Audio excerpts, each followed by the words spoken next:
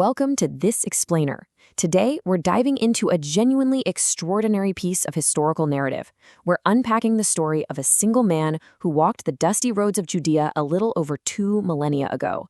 And look, whether you approach this as a historian, a skeptic, or a believer, there's one undeniable fact we all have to grapple with.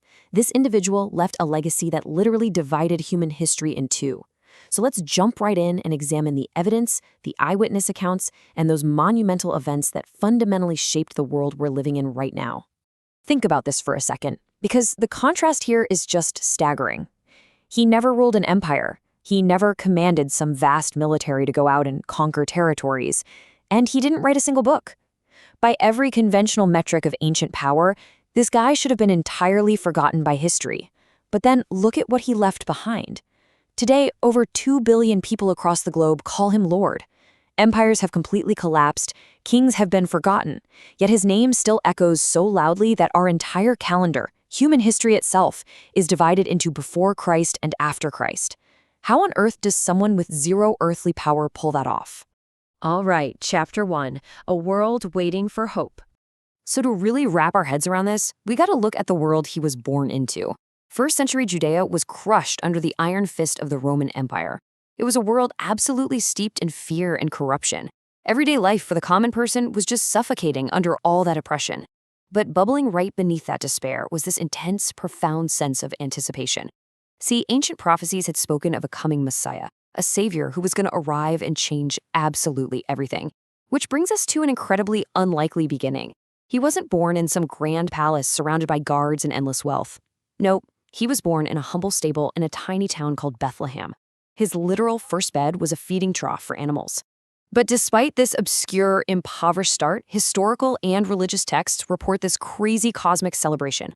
A brilliant star lighting up the night sky, common shepherds showing up to pay their respects alongside wise men who had trekked hundreds of miles. The world didn't quite realize it yet, but history had just completely pivoted on its axis. Moving on to Chapter 2, The Unlikely Teacher. As he grew up and stepped into public life, he did something nobody expected. He completely rejected political dominance.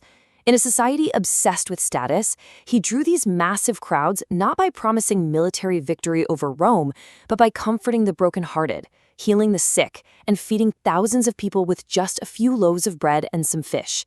And he delivered this radical philosophy: love your enemies, forgive, show mercy, blessed are the humble. I mean, in an ancient world defined by a ruthless, might makes right mindset, those words were revolutionary. He wasn't telling people to conquer their oppressors with swords. He was telling them to conquer hatred with love. And you can imagine, those specific teachings resonated deeply, especially with the poor and the outcasts, who had literally never been told they had any value. But hey, it wasn't just his words that drew people in. It was his actions. The source material highlights a series of miraculous claims witnessed by thousands. According to the accounts, he turned water into wine, commanded severe storms to just stop, healed the blind and the lame, and even raised the dead. Now, whether you view these events through the lens of faith, or you're just studying them as historical claims that mobilized a massive movement, their impact, absolutely undeniable. These extraordinary reports fundamentally changed countless lives and convinced a growing multitude that he was something way more than just a good teacher. Which brings us to a much darker turn. Chapter 3, Betrayal and Crucifixion. All this momentum inevitably led to a massive clash with established authorities. And incredibly, the very same crowds that had just been celebrating his arrival would soon be demanding his death. His growing influence became a severe threat to the fragile political balance with Rome, and things unraveled fast, like really fast. At hour zero, he's sharing a quiet, intimate meal with his closest friends, what we now know as the Last Supper. Just 3 hours later, the ultimate betrayal. Judas, a guy from his own inner circle, hands him over for a measly 30 pieces of silver, using a kiss as the signal. By hour 4, he's arrested by armed Roman soldiers in the dead of night. And fast forward to hour 15, this peaceful teacher is being treated like a hardened criminal. He's mocked, brutally beaten, crowned with thorns, and ultimately nailed to a wooden cross under darkened skies. And what happens next is perhaps one of the most astonishing moments ever recorded in history.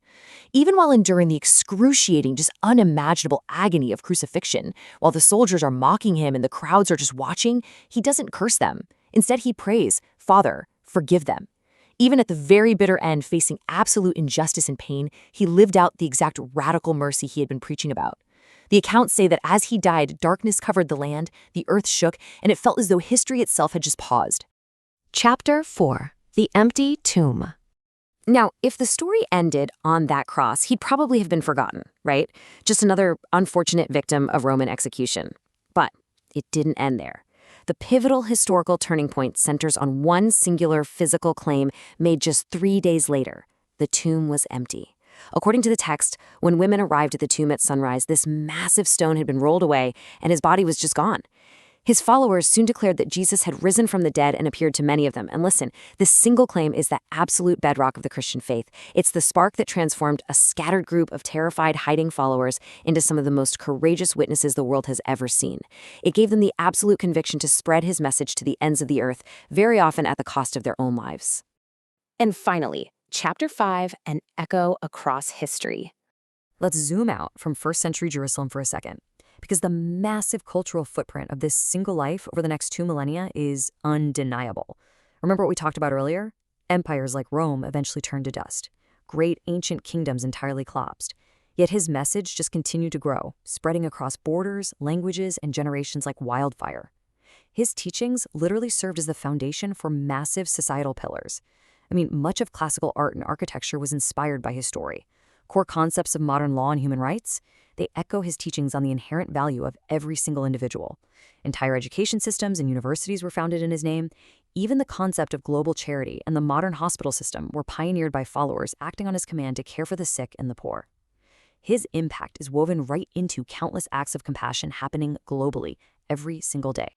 And to put that legacy into perspective today, 2 billion. Today, 2,000 years after he walked those dusty roads, a staggering 2 billion people continue to find hope, love, and redemption in his enduring message.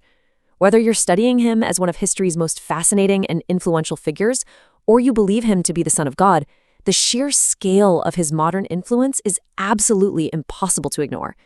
History remembers a lot of kings, but for sure, only one changed human hearts across centuries quite like this. Which leaves us with a deeply personal reflection to wrap up this explainer.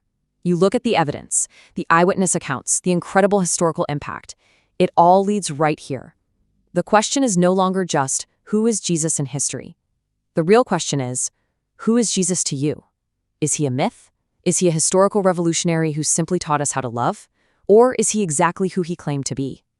Take some time to really reflect on that. Thank you so much for joining me on this explainer today to explore the story of the man who changed our world forever. Keep questioning, never stop learning, and I'll catch you in the next one.